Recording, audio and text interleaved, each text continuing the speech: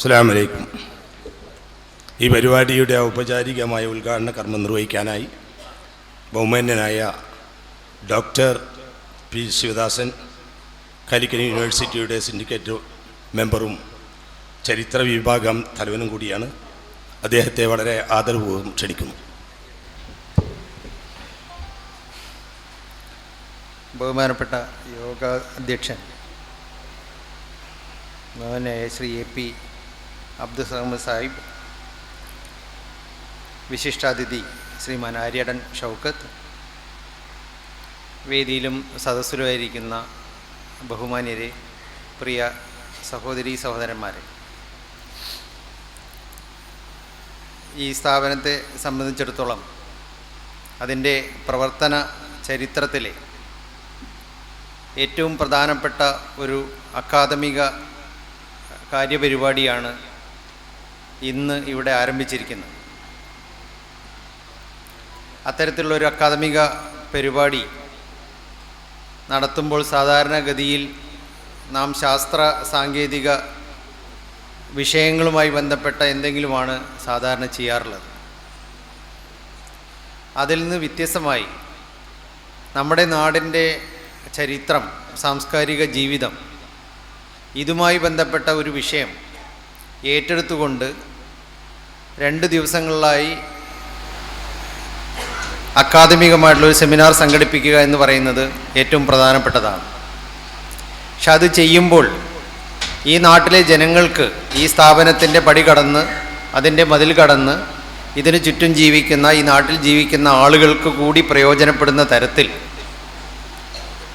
ഒരു അക്കാദമിക സെമിനാറിനോട് കൂടെ ആളുകൾക്ക് ചരിത്രത്തിൻ്റെ കണികകൾ കാണിച്ചുകൊണ്ട് നാം ജീവിക്കുന്ന ഈ ഭൂമിക ഏറ്റവും ചരിത്രപ്രധാനമുള്ള ഒരു പ്രദേശമാണ്.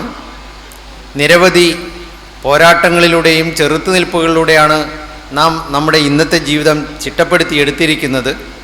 വരാൻ പോകുന്ന കാലത്തെ വെല്ലുവിളികൾ നേരിടണമെങ്കിൽ നാം ഈ ചരിത്രം പഠിക്കണം എന്ന് സാധാരണക്കാരന് ബോധ്യമാവുന്ന തരത്തിൽ ഒരു എക്സിബിഷനും കൂടി സംഘടിപ്പിക്കുക എന്നുള്ളത് ഈ സ്ഥാപനം നടത്തുന്ന അധികാരികളുടെ ഏറ്റവും സമന്നതമായ, ഏറ്റവും യോജിച്ച തരത്തിലുള്ള ചിന്തയുടെ ഭാഗമായിട്ടുണ്ടായിട്ടുള്ള പദ്ധതിയാണ്. അങ്ങനെ ഒരു വിഷയമായി കോഴിക്കോട് സർവകലാശാലയെ സമീപിച്ചപ്പോൾ പതിവിൽ നിന്ന് വ്യത്യസ്തമായി ഈ നാട്ടിലെ ജനങ്ങളുമായി ഇടപഴകിക്കൊണ്ട് വേണം ഒരു വിഷയം പഠിക്കേണ്ടത് എന്നുള്ള തിരിച്ചറിവ് പുലർത്തുന്ന കോഴിക്കോട് സർവകലാശാലയിലെ വിവിധ പഠന വകുപ്പുകൾ, അവിടുത്തെ ഗവേഷണ വിഭാഗം അതിന് അനുകൂലമായി നിൽക്കുകയും ഞങ്ങൾ എന്ത് ചെയ്യാനും തയ്യാറാണ് എന്ന് പറയുകയും മാത്രമല്ല, ഈ ചരിത്ര പ്രദർശനത്തെ ഒന്നുകൂടി സമൃദ്ധിയാക്കുന്നതിന് വേണ്ടി ഞങ്ങളുടെ ഡിപ്പാർട്ട്മെൻറ്റിന് തൊട്ടടുത്ത് ചേർന്ന് നിൽക്കുന്ന നാടോടി വിജ്ഞാനീയം ഫോക്ലോർ ഡിപ്പാർട്ട്മെൻറ്റുകാരോടുകൂടി പറഞ്ഞ് അവരുടെ ഒരു എക്സിബിഷനും, കേരള സംസ്ഥാനത്തിൻ്റെ പുരാരേഖ വകുപ്പ് ആർക്കൈവ്സ് ഡിപ്പാർട്ട്മെൻറ്റിൻ്റെ വിപുലമായ മറ്റൊരു പ്രദർശനവും ഒരുക്കിക്കൊണ്ട് ഇതിനെ ഒരു ഗംഭീര പരിപാടിയാക്കുക എന്ന് പറയുന്ന ഒരു ദൗത്യത്തിൽ ഞങ്ങളും കൂടി അണിചേരുകയാണ് ചെയ്തത്. ഒരു പടി കൂടി കടന്ന് ഇതിൻ്റെ സംഘാടകർ മുന്നോട്ട് പോയി. ഈ നാട്ടിൽ ചരിത്ര വസ്തുക്കൾ കൗതുകത്തോടെയും വളരെ പ്രാധാന്യത്തോടു കൂടിയും ശേഖരിക്കുകയും സൂക്ഷിക്കുകയും ചെയ്യുന്ന ആളുകളെ സമീപിച്ച് അവരുടെ വസ്തുക്കൾ കൂടി കൊണ്ടുവന്ന് എല്ലാം ഒരു കുടക്കീഴിൽ അണിനിരത്തി ആളുകളിൽ ഒരു ചരിത്രബോധം വരാൻ പോകുന്ന നാളുകളിലേക്ക് നമുക്ക് മുന്നോട്ട് പോകുന്നതിന് ആർജിച്ചെടുക്കേണ്ടെന്ന് ശക്തി സംഭരിക്കുവാൻ പറ്റുന്ന തരത്തിലുള്ള ചരിത്ര തെളിവുകൾ ഒരുമിച്ച് കൊണ്ടുവന്ന് ഇങ്ങനെ അണിയിച്ചൊരുക്കുക എന്ന് പറയുന്നത് വളരെ വലിയൊരു കഠിന പ്രയത്നം കൊണ്ട് മാത്രമേ സാധിക്കൂ. അതാണ് ഇവിടെ ചെയ്തിരിക്കുന്നത്. ഈ നാട്ടിലെ ജനങ്ങൾ, ഇത് കാണാനെത്തിയവർ, ഈ സമ്മേളന പരിപാടിയിൽ പങ്കെടുക്കുന്നവർ ഇതിൻ്റെ വാർത്ത നമ്മുടെ വീടുകളിലും അടുത്തുള്ള സ്ഥലങ്ങളിലും സ്കൂളുകളിലും മറ്റു പൊതുസ്ഥാപനങ്ങളിലും അറിയിച്ച് അവരെല്ലാം ഇത് കാണിക്കുന്നതിനും അത് കണ്ടു കഴിഞ്ഞാൽ അവർക്ക് എന്താണ് ഇവിടെ പ്രദർശിപ്പിച്ചിരിക്കുന്നത് എന്ന് പറഞ്ഞു കൊടുക്കാൻ വേണ്ടി നിന്നിട്ടുള്ള ഗവേഷകരും വിദ്യാർത്ഥികളിൽ നിന്നും കാര്യം ചോദിച്ചറിയുന്നതിനും വേണ്ടി ഈ സന്ദർഭം ഉപയോഗപ്പെടുത്തണമെന്ന് ഞാൻ അഭ്യർത്ഥിക്കുകയാണ്. നാം ജീവിക്കുന്ന ഈ മലബാർ, പ്രത്യേകിച്ചും അതിൻ്റെ തെക്കൻ പ്രദേശമായിട്ടുള്ള മലപ്പുറം ജില്ല ഉൾക്കൊള്ളുന്ന ഈ പ്രദേശം ഏകദേശം 3000-ഓളം സമരങ്ങൾ ജന്മിത്വത്തിനും ബ്രിട്ടീഷ് മേധാവിത്വത്തിനെതിരെ നടന്നിട്ടുള്ള ഒരു ഭൂമികയാണ്. ഇന്ന് ജീവിക്കുന്ന ആളുകൾക്ക് അതിൻ്റെ പ്രാധാന്യം മനസ്സിലാക്കുവാൻ തക്ക തരത്തിലുള്ള ചരിത്ര വസ്തുക്കളും അതിൻ്റെ രേഖകളും പ്രദർശിപ്പിക്കുന്ന സ്ഥാപനങ്ങൾ അല്ലെങ്കിൽ അതിൻ്റെ സ്മാരകങ്ങൾ, മ്യൂസിയങ്ങൾ നമ്മുടെ മലബാറിൽ ഒരു സ്ഥലത്തും സ്ഥാപിക്കപ്പെട്ടിട്ടില്ല എന്ന് പറയുന്ന അത്യന്തം വിഷമകരമായിട്ടുള്ള ഒരു അവസ്ഥയിലാണ് നാം ജീവിക്കുന്നത്.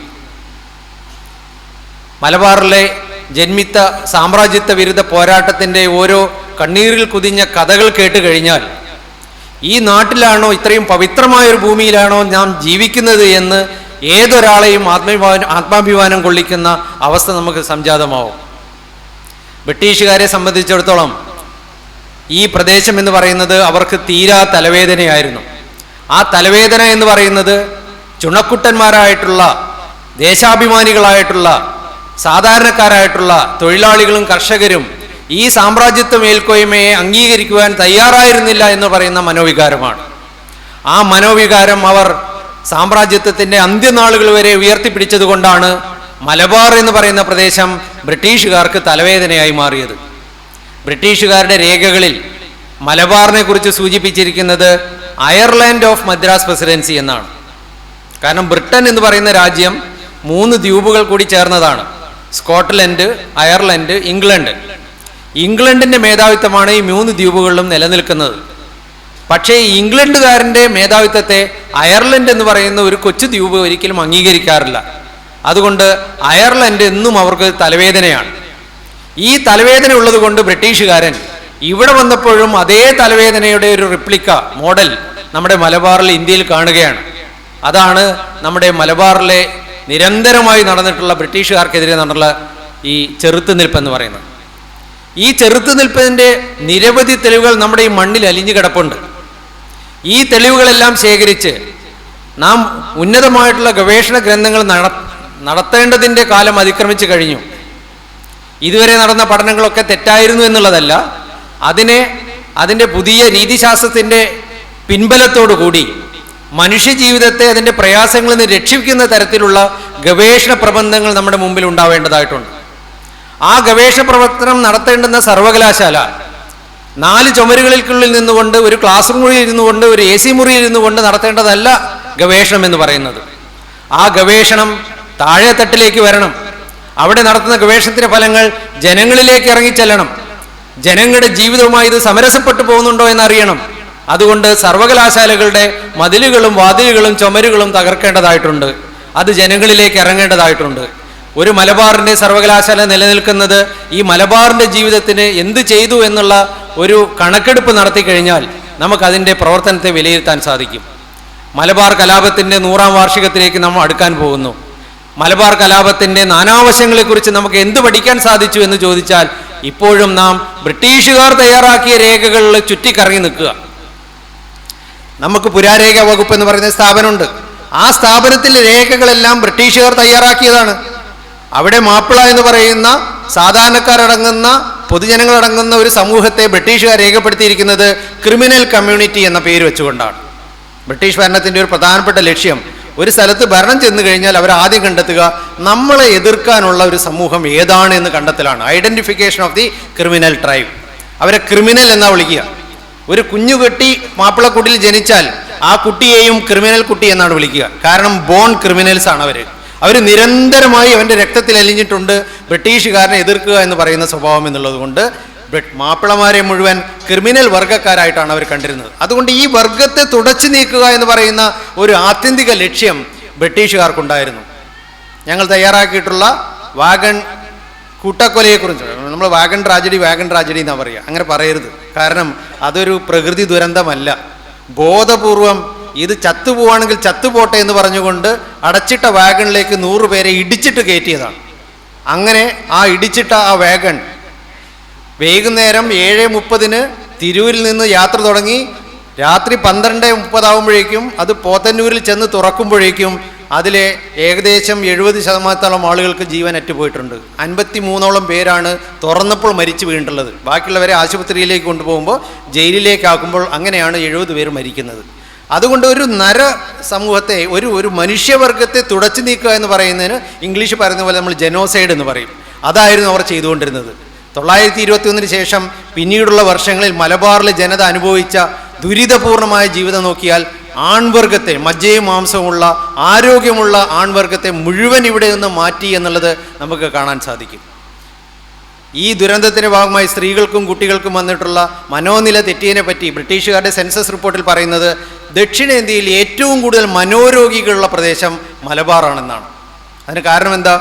1800 മുതൽ തുടർച്ചയായി വരുന്ന സാമ്രാജ്യത്വത്തിൻ്റെയും നാടുവാഴിത്വത്തിൻ്റെയും ദുർഭരണത്തിൻ്റെയും അടിച്ചമർത്തൽ കൊണ്ട് മനോനില തെറ്റിപ്പോയ എന്നെയും നിങ്ങളെയും പോലെയുള്ള സാധാരണക്കാരുടെ ദുരിതത്തിൽ നിന്ന് ആളുകൾ ഇങ്ങനെ ചെതറി ആശയറ്റ് പ്രതീക്ഷയേറ്റ് ജീവനില്ലാതെ ഇങ്ങനെ അലിഞ്ഞു തിരിയുന്ന കുറേ ആളുകളെ നമുക്കന്ന് കാണാൻ സാധിക്കും. ഇത് ഒരു പ്രത്യേക മതത്തിൽപ്പെടുന്നവരല്ല, നിരവധി മതത്തിൽപ്പെടുന്ന ആളുകൾക്ക് ഇതിന് ഭാഗമാവേണ്ടി വന്നിട്ടുണ്ട്. വാഗൻ ഈ ദുരന്തത്തിൽ മരിച്ചവരുടെ കണക്ക് നോക്കിയാൽ അതിൽ ഹിന്ദുക്കളായിട്ടുള്ള സഹോദരന്മാരുണ്ട്, മുസ്ലിങ്ങളായിട്ടുള്ളവരുണ്ട്, കള്ളന്മാരായിട്ടുള്ള ആൾക്കാരുണ്ട്, ധീരദേശാഭിമാനായിട്ടുള്ള ആൾക്കാരുണ്ട്. അപ്പോൾ ഇതിൻ്റെ ഉള്ളിലൊക്കെ ധാരാളം ആന്തരിക വൈരുദ്ധ്യങ്ങളുണ്ട്. ഇത്രയും വർഷം പഠിച്ചതുപോലെ ഈ വിഷയങ്ങളൊക്കെ പഠിക്കാൻ ഈ പുതിയ സാഹചര്യത്തിൽ ആഗോളവൽക്കരണത്തിൻ്റെയും നമ്മുടെ വിഭവമൊക്കെ നമുക്ക് നഷ്ടപ്പെടുമെന്ന ഒരു കാലഘട്ടത്തിൽ വരാൻ പോകുന്ന ഇതിനേക്കാൾ കഠിനമേറിയ പോരാട്ടങ്ങൾ നടക്കുന്ന സമയത്ത് നമ്മുടെ വളർന്നു വരുന്ന തലമുറ ചരിത്രം മറന്നുപോയാൽ അവർക്ക് ആശയറ്റ് പോകും. അവർക്ക് എന്ത് ചെയ്യണമെന്ന് എന്ന് ചിന്തിക്കാനാവാത്തൊരവസ്ഥയുണ്ടാവും. അന്നേരത്ത് അവർക്ക് കരുത്തുണ്ടാവുക നമ്മുടെ ചരിത്രത്തിൻ്റെ ഓർമ്മയാണ്. ആ ചരിത്രത്തിൻ്റെ ഓർമ്മ വീണ്ടെടുക്കുവാനും അതിനെ കത്തുന്ന കനലായി നമ്മൾ സൂക്ഷിക്കുവാനും ചരിത്രരേഖകൾ നമ്മൾ സംരക്ഷിച്ചേ പറ്റൂ. ആ ചരിത്രരേഖകൾ സംരക്ഷിക്കുവാനുള്ള പൊതുബോധം നമ്മുടെ സമൂഹത്തിൽ ഉണ്ടാവണം. ഓരോ പഞ്ചായത്ത് ഓഫീസുകളിലും വില്ലേജ് ഓഫീസുകളിലും സ്കൂൾ ലൈബ്രറികളിലും പൊതു വായനശാലകളിലും മദ്രസകളിലുമൊക്കെ ഇങ്ങനെയുള്ള രേഖകൾ, സ്വകാര്യ ശേഖരങ്ങളിലൊക്കെയുള്ള രേഖകൾ സംരക്ഷിച്ച് വരാൻ പോകുന്ന തലമുറയ്ക്ക് വേണ്ടി വ്യത്യസ്ത തലത്തിലുള്ള ആശയങ്ങൾ നമ്മൾ സംരക്ഷിച്ചുകൊണ്ട് പഠനവിധേയമാക്കിക്കൊണ്ട് മതനിരപേക്ഷമായ ഒരു ജീവിതത്തിൻ്റെ ഉത്തമമായിട്ടുള്ള മാതൃക തീർത്തുള്ള ഈ മലബാറിൻ്റെ ചരിത്ര പൈതൃകത്തെ നാം സംരക്ഷിക്കേണ്ടതായിട്ടുണ്ട്. അതിന് നൂതന രീതിശാസ്ത്രത്തിൻ്റെ സഹായത്തോടു കൂടി പഠിച്ച് പുതു പ്രബന്ധങ്ങളുണ്ടാക്കി നമ്മുടെ നാട്ടിൻ്റെ വളർച്ചയ്ക്ക് പറ്റുന്ന തരത്തിലുള്ള ഗവേഷണം നാം നാട്ടിൽ നടത്തേണ്ടതായിട്ടുണ്ട്. അതിന് പൊതുജനങ്ങളും സാധാരണക്കാരും വിദ്യാർത്ഥികളും ഗവേഷകരും എല്ലാം കൂടി ചേരേണ്ടതായിട്ടുണ്ട്. അങ്ങനെയുള്ള ജനകീയ ഗവേഷണം നമ്മുടെ നാട്ടിലുണ്ടാകുമ്പോൾ തീർച്ചയായിട്ടും ഈ ചരിത്രമാണ് ഏറ്റവും പ്രധാനപ്പെട്ട വിഷയം. വർത്തമാനകാല സമസ്യകളെ നേരിടാൻ ചരിത്രജ്ഞാനം കൂടിയേ തീരൂ എന്ന് നമുക്ക് മനസ്സിലാക്കാൻ സാധിക്കും. അങ്ങനെയുള്ള ഒരു വലിയ ദൗത്യമാണ് 2 ദിവസം കൊണ്ട് ഇവിടെ നടക്കാൻ പോകുന്നത്. ഇതിൻ്റെ അലയൊലി വരാൻ പോകുന്ന നാളുകളിൽ നമ്മുടെ നാട്ടിലുണ്ടാവണം. ഈ വണ്ടൂർ പ്രദേശത്ത് ചരിത്രജ്ഞാനത്തിൻ്റെ ബോധത്തിൻ്റെ പുതുവെളിച്ചം പകരാൻ ഈ സെമിനാറിനും ഈ പ്രദർശനങ്ങൾക്കും സാധിക്കുമെന്നതിൽ യാതൊരു സംശയവുമില്ല. നിങ്ങളുടെ ഏവരുടെയും അനുഗ്രഹത്തോടു കൂടി ഈ സെമിനാർ, ഈ പ്രദർശനം ഉദ്ഘാടനം ചെയ്തതായി അറിയിച്ചുകൊണ്ട് ഞാൻ എൻ്റെ വാക്കുകൾ ചുരുക്കുന്നു. നന്ദി.